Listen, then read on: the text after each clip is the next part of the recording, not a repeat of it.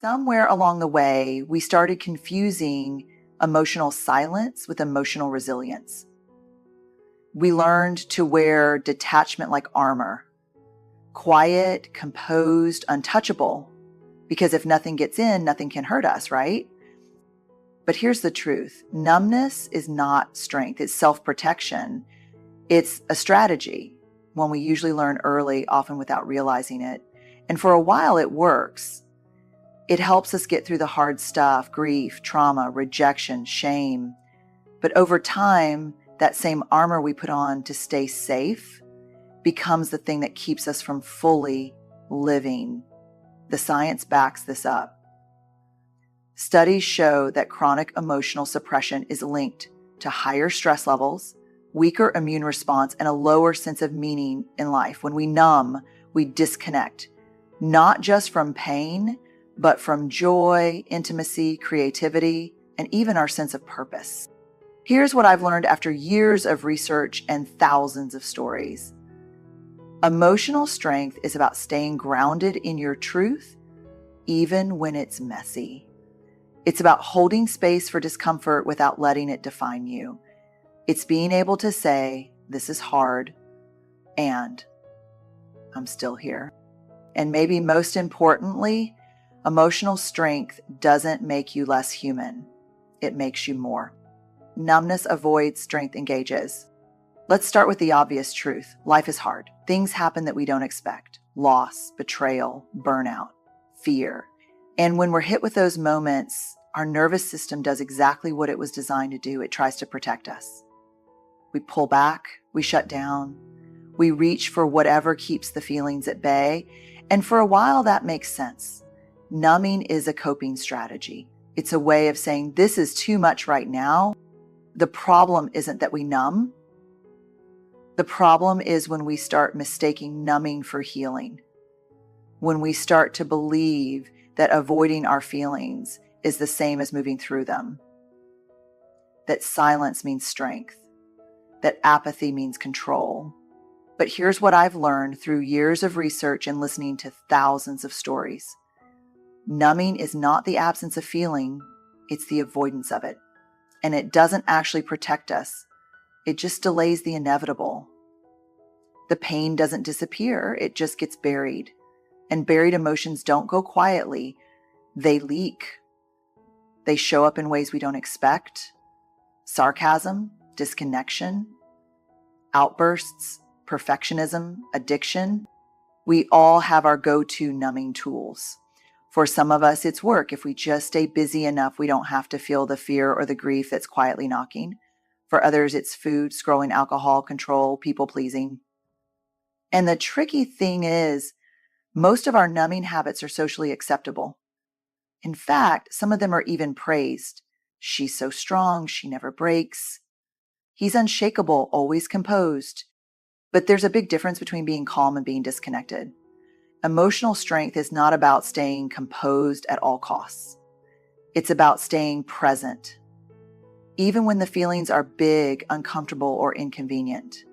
It's about being willing to engage with our emotional life rather than shutting it down. When you're emotionally strong, you don't deny the storm. You learn how to stand in it. You let the tears come. You sit with the ache. You ask hard questions like, what is this pain trying to teach me? You allow the full human experience instead of filtering it through a lens of what's acceptable or easy. And let's be clear, engaging with your emotions doesn't mean you let them drive the bus. Emotional strength isn't about losing control. It's about building the capacity to feel without falling apart. It's about giving yourself permission to be human and trusting that you have the tools, the support, and the self-compassion to navigate what comes up. So if you're someone who's been white-knuckling your way through life, powering past your feelings and calling it strength, I want to invite you to pause, breathe. Ask yourself not, am I okay? But am I actually feeling what needs to be felt? Because when we choose to engage instead of avoid, we create space for healing, we create space for connection, and most of all, we create space for our truest, strongest self to rise. And that's where we begin. Numbness disconnects, strength connects. One of the sneakiest things about emotional numbing is how quietly it builds walls around us. Not physical walls, but invisible ones. Walls that separate us from our own inner world. And just as importantly, from the people who matter most. When we numb ourselves emotionally, it doesn't just stay contained inside. We might think we're keeping it all under control. I've got this, I'm fine, I don't want to burden anyone. But what we're really doing is closing the door to connection. And here's the thing, you can't selectively numb. You can't say, I don't want to feel shame, grief, fear, and expect to fully feel joy, love, and belonging. It doesn't work that way. When we go numb to everything. I've sat with people who've said, I just don't feel connected to anyone anymore. And it's heartbreaking because in almost every case, it's not because they don't love their people. It's because they've armored up so tightly to protect themselves from vulnerability that love has no way in or out. We think we're being strong by holding it all in. We believe we're protecting the people around us by not showing the mess. But what actually happens is we start to feel more alone, more distant, less seen, less known. And that disconnection, whether it's from our partners, our kids, our teams, or ourselves, it begins to eat away at us quietly, like emotional erosion. Connection requires openness. It requires the willingness to be seen, not just in our victories, but in our struggles. Emotional strength means having the courage to say this is hard right now. It's looking someone in the eyes and saying, I'm scared, or I feel overwhelmed, or even, I don't know what I need, but I know I don't want to go through this alone. That's not weakness, that's deep courage. We often underestimate how powerful vulnerability is in building trust. In relationships, in leadership, in community, connection isn't built on perfection, it's built on shared humanity. And that humanity shines through when we stop numbing and start feeling, when we stop hiding and start reaching. Research shows that people who feel connected, really connected, have higher levels of resilience, lower rates of anxiety and depression, and even live longer. And what fosters that connection isn't charisma or confidence, it's authenticity. It's emotional presence. It's the willingness to show up, feel it, and let others see the real you. Now, connection doesn't mean oversharing or spilling every emotion to everyone. That's not strength, that's disorientation. Strength is discerning who has earned the right to hear your story and having the courage to let them in. Because when you stop numbing and start engaging, you don't just reconnect with others, you start to come home to yourself. And that kind of connection, it doesn't just make us stronger, it makes us whole. Numbness is armor, strength is boundaries. One of the most misunderstood ideas in our culture is the difference between emotional armor and healthy boundaries. On the outside, they can look really similar. Someone who seems private, composed, maybe even a little distant. But what's happening on the inside is wildly different.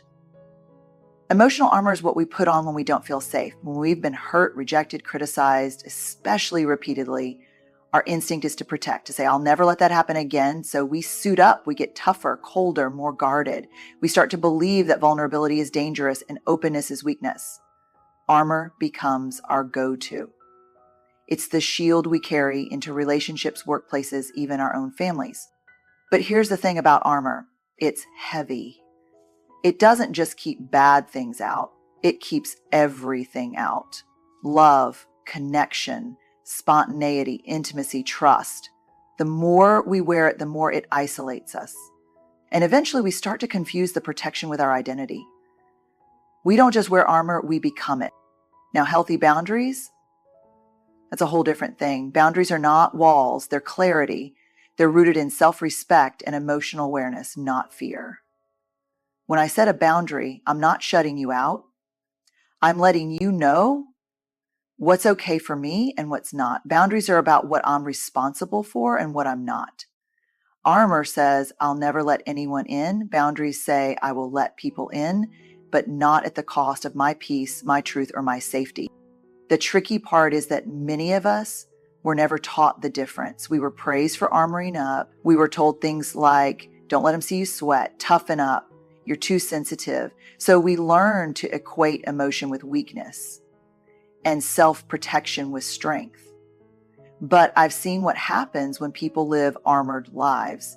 It may look polished on the outside, but inside, there's often resentment, loneliness, and a quiet sense of disconnection from who they really are. I remember working with a woman who said, I've built this life where no one can hurt me. And I'm realizing no one can really love me either. That's the cost of armor. It keeps us safe, but it also keeps us small. Emotional strength is the opposite of that. It's standing tall in your truth and still staying open. It's saying no without guilt, yes without resentment, and asking for what you need without apology. That's what boundaries allow us to do. They honor our worthiness and invite others to do the same. So if you've been confusing emotional shutdown with strength, I want you to hear this. Taking your armor off doesn't mean you're weak. It means you're finally trusting that you can protect yourself without hiding who you are. That's not just strong, that's transformative. Numbness feels empty, strength feels whole. There's a moment I've seen over and over again. Someone says, I should be happy. I have a good job, a decent life, people who love me, but I feel nothing, just flat. And they say it with shame, like somehow feeling empty is a failure. But the truth is that emptiness is a red flag, an inner alarm that something important has been buried. When we go numb, when we push down every hard emotion, every vulnerability, every piece of discomfort, we start to lose access to the rich texture of our inner life. And when that goes, it takes the joy with it, the peace, the sense of aliveness. You can't feel whole when you're constantly silencing parts of yourself. We were never meant to live in emotional extremes, either overwhelmed by everything or detached from it all. But in the face of pain, especially unprocessed or repeated pain, numbing starts to feel like the only way to cope. So we stuff it down, we power through, we get really good at pretending things are fine. And maybe on the surface they are. Maybe you show up, you get the job done, you handle responsibilities, support others, keep your cool. From the outside, you're functioning, but inside, there's a dull ache. That quiet voice that whispers, is this all there is? So here's what I want to say to that version of you. You're not broken. You're disconnected. Disconnected from the parts of yourself that feel, that grieve, that dream, that hope. Emotional numbness doesn't mean you're weak. It means you've been in survival mode. It means your nervous system has been doing its job, trying to protect you. But protection isn't the same as healing. And it's definitely not the same as wholeness. Wholeness isn't about being happy all the time. It's about being honest. It's about having access to the full range of your emotions and trusting that you can feel without drowning, that you can hurt without being destroyed, that you can cry and still lead, still parent, still love. Strength comes from integrating, not avoiding. It comes from saying, I can hold this sadness and still move forward, or I can feel joy without waiting for the other shoe to drop. Real strength isn't perfect composure, it's deep presence. It's being able to check in with yourself and say, I know what I'm feeling, and I know how to care for myself in it. You don't have to trade emptiness for chaos. That's a false choice. You can trade emptiness for wholeness. And wholeness is what happens when we allow all parts of ourselves, especially the tender ones, to have a seat at the table. That's the kind of strength that doesn't just get you through the day. It's the kind that helps you come alive. Numbness is short-term survival. Strength is long-term growth.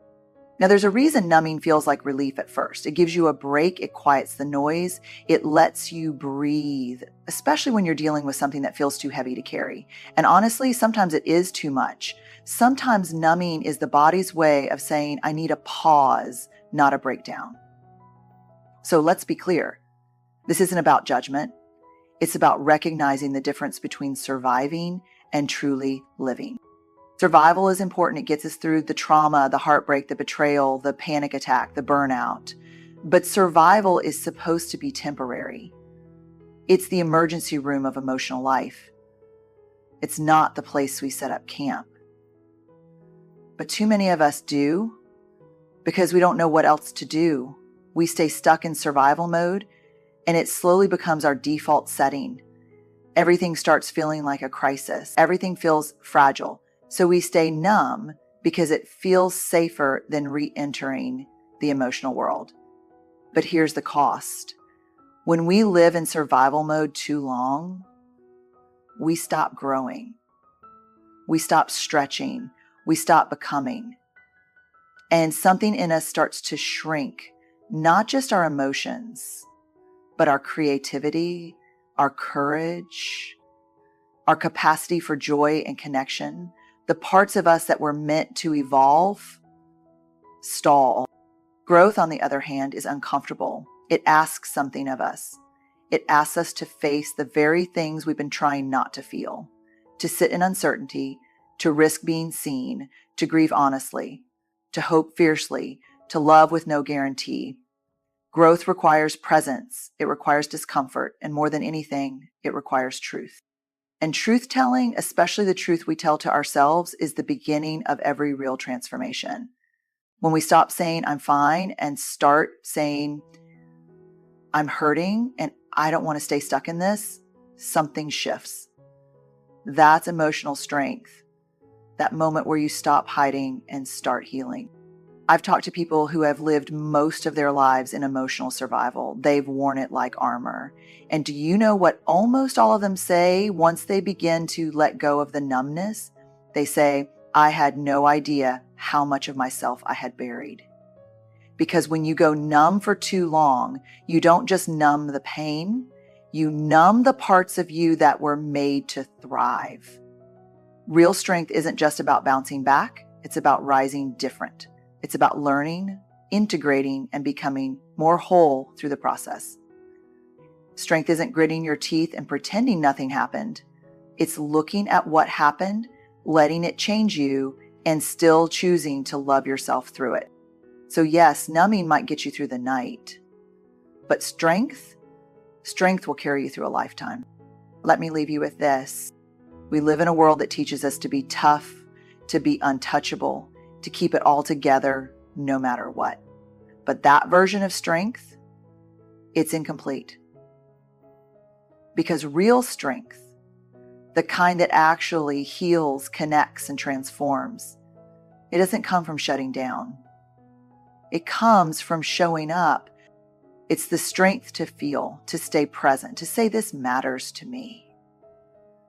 It's the strength to let your heart break without letting it close, to fall apart and still come back to yourself, piece by honest piece. It's knowing that numb might feel easier, but wholeness is what we're really craving. And if you're somewhere in between, half surviving, half yearning, please hear this. You're not alone. You are not too far gone, and you don't have to do it all at once.